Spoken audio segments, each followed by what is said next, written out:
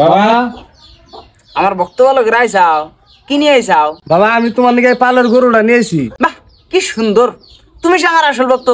আমি আল্লাহর কাছে কইয়া তোমার হাতে নিয়ে জান্নাতে যাম। বাবা আমি তোমার জন্য কুরকার বাচ্চাটা নিয়েছি।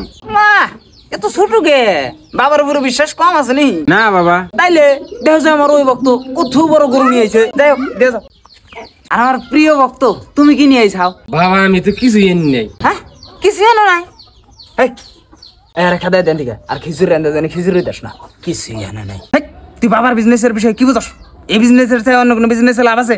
এর মধ্যে খালি লাভ আর লাভই। একটা কথা সবসময় মনে রাখিস, মানুষের আস্থার উপরে করা বিজনেস এসে সবচাইতে বড় বিজনেস। তুমি কি নিয়ে গেছো? আমার পোলাহান হয় না। পুলাহানা না বাবার কাছে দোয়া চাও, একদিন হয়ে যাও গা। বাবা আমার পোলাহান হয় না, আমার দোয়া করেন। বললাম না দেখি তোমার পেটটা দেখি। ঠিক আছে হয়ে যাও গা। আর রাইতে একটা বাড়াইও।